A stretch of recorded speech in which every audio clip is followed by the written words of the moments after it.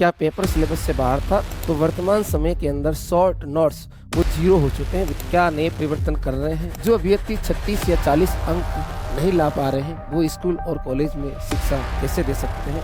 नमस्कार प्रिय विद्यार्थियों, मनन क्लासेज के इस ऑनलाइन प्लेटफॉर्म पर आप सभी का हार्दिक अभिनंदन और स्वागत।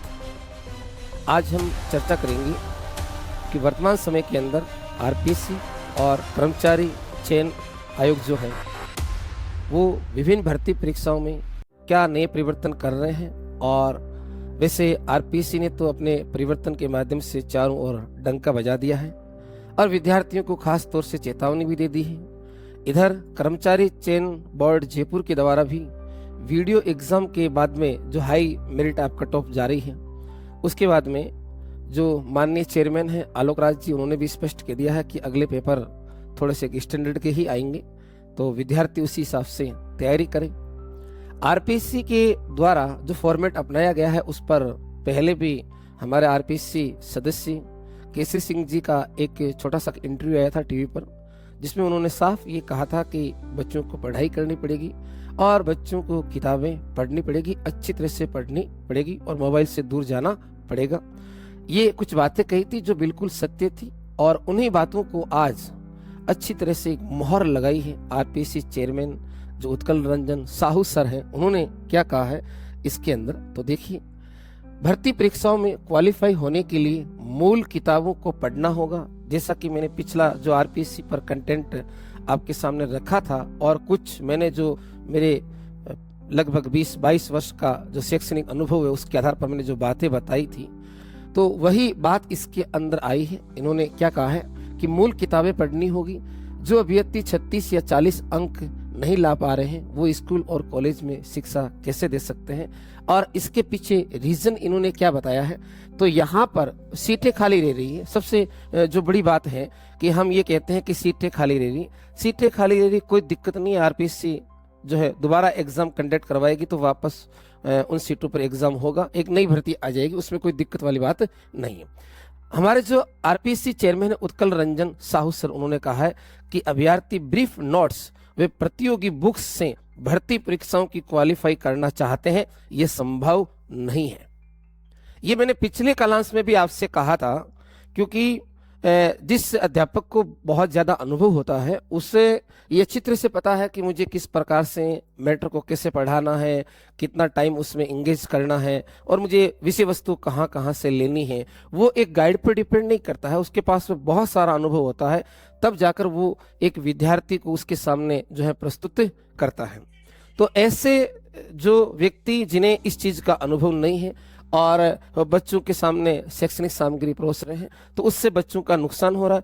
और बच्चे खास तौर से मोबाइल पर इंगेज हो चुके हैं, तो उन्हें ये जानना होगा, उन्हें समझना होगा कि मोबाइल के बाहर भी जीवन है, बिना मोबाइल के शिक्षा प्राप्त की जा सकती है। हाँ, अगर आप सही उपयोग कर रहे हैं तो उसमें कोई दिक्कत वाली बात नहीं है। इससे ज्यादा मैं सच्ची बातें बोलूंगा नहीं, क्योंकि ज्यादा बोलूंगा तो फिर ट्रोल वाला सिस्टम शुरू हो जाएगा। तो यहाँ पर इन्होंने सर ने क्या कहा है कि एक तो ब्रीफ नोट्स यानी शॉर्ट नोट्स, इस पर ज्यादा बल देते हैं कि शॉर्ट नोट्स ऐसे काम आते हैं। ठीक है, रिवीजन के रूप में आप काम में ले सकते हो, लेकिन अगर एग्जाम क्वालिफाई करना है तो वर्तमान समय के अंदर शॉर्ट नोट्स वो 0 हो चुके हैं। विद्यार्थी इस बात का ध्यान रखिएगा। दूसरी एक खास बात, अभी जो एग्जाम के अंदर जो बच्चे उत्तीर्ण हुए हैं, किसी में 5, किसी में 1, किसी में 2, किसी में 3, ये वो विद्यार्थी हैं जिन्होंने लगभग 8-10 वर्ष से आपके बड़ी मेहनत और लगन से पढ़ाई की, प्रॉपर उन्होंने बुक्स पढ़ी है और फिर जाकर वो सिलेक्ट हुए। ऐसा नहीं कि वो विद्यार्थी अभी 1-2 साल के अंदर तैयारी करके आए हों या उन्होंने केवल गाइड का सहारा लिया हो। उन्होंने अपना जो मटेरियल है वो विभिन्न सेक्टर से अलग अलग सोर्स से लिया, फिर उन्होंने लगातार पढ़ाई की सतत रूप से। प्रारंभ के अंदर जो शॉर्ट्स आपके सवाल बनते थे उसमें उनका सिलेक्शन नहीं हो पाया था, लेकिन जैसे ही उनको मंच मिला उन्होंने अपना प्रदर्शन अच्छी तरह से किया और सौभाग्यशाली रहे वो कि इतने जो है कठिन पेपर के अंदर भी उन्होंने जो है अपनी सफलता दर्ज की है। तो आप विद्यार्थियों को भी यही ध्यान देना है, सभी विद्यार्थियों को, कि एक बार आप डिटेल में जरूर पढ़ें विषय वस्तु को। हाँ, टाइम उसमें जरूर लगेगा, ऐसा भी लगेगा कि आप कितना पढ़ें, क्या पढ़ें, लेकिन वो पढ़ा हुआ आपके इतना काम आएगा कि जब भी आप 2-4 पेपर जो है एग्जाम में अटेम्प्ट करोगे तो किसी न किसी पेपर के अंदर आपका वो जो शिक्षण मेथड है वो आपको सफलता दिला देगा। उन्होंने कहा है कि इसके लिए मूल किताबों को पढ़ना ही होगा। ये इन्होंने भास्कर से बात की थी और फिर नीचे कहा कि अगर 40% नहीं ला सकते तो फिर वो स्कूल और कॉलेज के अंदर क्या शिक्षण करवाएंगे, क्योंकि ये शॉर्टकट का मामला नहीं है। आपको अगर स्कूल या कॉलेज में पढ़ाना है तो आपके पास उस विषय वस्तु की पूरी जानकारी होनी भी जरूरी है, ताकि विद्यार्थियों को अच्छी तरह से समझाया जा सके। इन्होंने यहाँ पर एक जो एग्जाम हुआ था उसमें जो असफल हुए थे अभ्यर्थी, उनसे बातचीत की थी हमारे माननीय आरपीएससी के जो चेयरमैन है उत्कल रंजन साहू ने, और वहां से एक सारांश निकल कर आया है। इसमें ये मुद्दा उठाया गया था कि जो पेपर हुआ था उसमें सवाल जो है आपके सिलेबस से बाहर दिए गए हैं। जो विद्यार्थी मिले जिसमें केवल 6 विद्यार्थी पास हुए थे, 225 पदों की भर्ती थी, और जो विचारित सूची में शामिल हो सकते थे वो विद्यार्थी यहाँ पर मिले। तो उनसे पूछा गया आरपीएससी चेयरमैन साहब के द्वारा कि क्या पेपर सिलेबस से बाहर था, तो कहा सर पेपर सिलेबस से बाहर नहीं था, सिलेबस के अंदर से ही सवाल पूछे गए। ये बच्चों ने यहाँ एक्सेप्ट किया है, ये एक बहुत बड़ी बात है। और फिर उन्होंने ये बताया कि आप जो है केवल और केवल गाइड पर नहीं जाएं।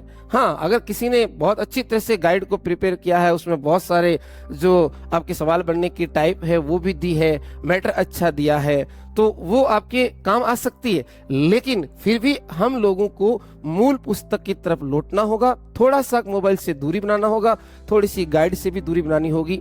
तो इन बातों का हम विद्यार्थियों को, सभी विद्यार्थी और जो शिक्षक हैं उन्हें विशेष रूप से ध्यान रखना चाहिए। तो आज के कालांश में मैं इतनी ही बात करूंगा। जय हिंद।